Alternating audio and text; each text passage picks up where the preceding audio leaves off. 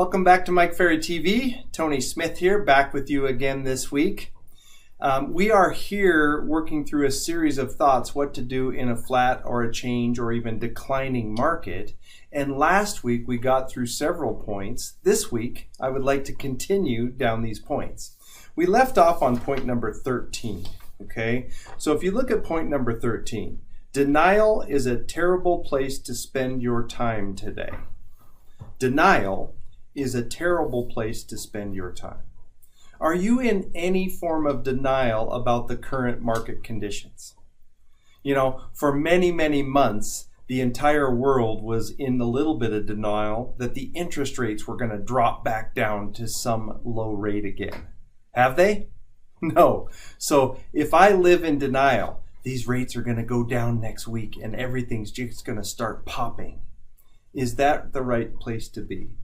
Should I be in any form of denial about the current market conditions?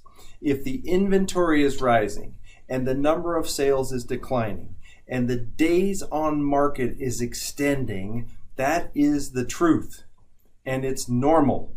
And we shouldn't spend a whole lot of time sitting around hoping and wishing and waiting for it to just start clacking again. This is normal. This is the market you're dealt with. Does it make more sense to change your behaviors matching today's market and expect it to be like this for a while? You know, all the things I'm asking you to do here, if you did these things and for some reason if the market did jump up again, would you be better off anyway? These things are probably the right things for us to do anyway, all right? So let's look at point 14. Become an expert at the market statistics. If you want to really thrive today, you've got to dedicate a lot more time and energy to studying, learning, practicing, and understanding how to deliver the market stats to the public. Right? Well, you know, this market's off a little bit, the market's down. The public doesn't buy that. The public will buy, were you aware that our inventory is at 4,605 homes today, which is actually up 20% and rising? And did you know that the number of sales is down 12% so far this year? Right? Like, if we can't present the market stats, we probably don't present the authority that people need today if they want to list and sell their home with us.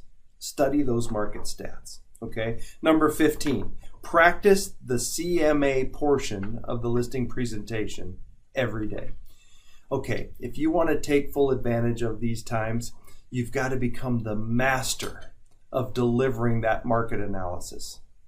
Can you deliver the comps? Can you deliver the market stats?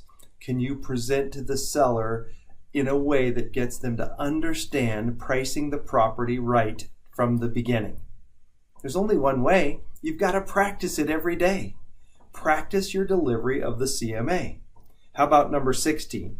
Call every past client and center of influence and inform them of the market conditions. All right? If the market is going straight up and we've been telling our sellers, our past clients, and our centers of influence month after month, it's getting better, prices are up, it's getting better. Is it possible that our database is somewhat uninformed of what's going on today? Isn't it our job to let them know? I think we should come up with a little dialogue for our database, call them all and let them know how the market is shifting with inventory and days on market and sales price. If they're going to do something today, don't they have a right to know? Stay in touch with your database more than ever. You know, very common. In good times, I call my database. In a little bit of downtime, I don't talk to them at all. That's not the right way to succeed. Talk to your database more. Look at 17. Define for yourself all the reasons why it's not a good idea for a potential seller to wait. If a market is declining a little, if sales prices are coming down a little, is it a good idea for a seller to wait for 6 months to sell their home? Is it a good idea for them to wait for 3 months? it's probably not a good idea for them to wait for a week right now. So am I clear on all the reasons why it's not a good idea for a potential seller to wait? Doesn't that make me stronger in my delivery? I think it does. Okay. How about this? Put a 21-day automatic price reduction in your listing agreement. One of the techniques that works so well is when you list a property, if you can automatically negotiate that we drop the price. Mr. and Mrs. Seller, I'm going to work a very aggressive marketing plan and expose your property to the public and all of the other active agents in town. However, with my marketing plan, if we're not in escrow in the third week, let's go ahead and make an arrangement to adjust the price so we can keep up with the market conditions. Put it right in the listing, okay? How about number 19? Ask for a 10% price reduction instead of little small ones. Mike has always said, if you want to thrive today, if it requires a big price reduction, don't take a small one. You know, I don't know if you've noticed, but you'll see in the MLS some of these listings, a $2,000 price reduction, reduced by $5,000, and then in another month, reduced by another $5,000, and then here it is 5 months on the market, and it was reduced 6 times to finally get sold. Okay, if a seller is going to be unhappy about the price, you might as well tear the Band-Aid off. Okay, so if a property needs a 10% price reduction, present a 10% price reduction. And don't take a $2,000 price reduction if that big one is needed. How about number 20 on this list? Stop looking in the rearview mirror. If you want to succeed in today's market, we look forward, not backwards. Gosh, during COVID, I was selling properties left and right. Remember all those multiple offers we used to present? Gosh, I remember listing property and selling them in 2 minutes. Does it make a lot of sense for us to spend much time looking in the rearview mirror? What if those times never come back? What if this market, today's market, is the way it is forever?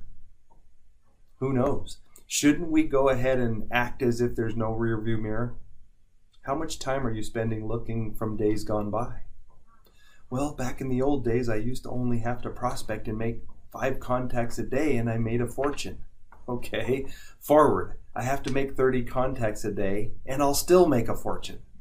All right, let's take a look at it. All right, look at 21. Create a list of the top 25 agents that represent the most buyers in your market. Make a list of the top 25 agents that represent the most buyers in your market and work to present your listings to those buyers' agents. We have to do a much better job of selling our listings, and we need to learn to call those people that represent buyers and present our product to them. Should be part of our duty. In our plan of action, it says, I will call the top agents in town. Are you? Very important to do in these times. Look at point 22. Accept the fact that your presentation skills are critical to your success. All right? In this market, in this climate, in this economy, your presentation skills are even more important than ever. Are you spending the right amount of time perfecting, refining, improving your ability to present to the sellers that are out there? If we spend a lot more time working on our presentation and we get it sharper and sharper, when we encounter that seller, we have a better result. Spend more time on your presentation. And then the last one that I'll give you for today, we need to learn a little more patience with the clients when discussing the market conditions. If you want to succeed today, we have to exercise a little more patience when we're discussing the conditions with the sellers that we work with. Many of these people have been experiencing this idea of multiple offers and over asking price and selling quickly. And they've been hearing that story for 8-10 years. So do they have a right to be a little confused, a little concerned when you present a different story to them? If we're impatient with that, sometimes we simply lose listings because of our lack of patience with clients. This is a normal sales cycle, okay? It is normal to list a property and have it take 60, 90, even 120 days to successfully sell. That's normal. What's not normal is to list a property and have it sell in 12 seconds. So we have to learn a little more patience on our part, okay? So if you'll follow along with Mike Ferry's teachings, if you'll study the Mike Ferry sales system, if you'll get involved, we have the expertise. We have 50 years of Mike's knowledge and experience. We have all of the answers for you in what to do and how to do it in today's times. More of this to follow. Thanks for your time.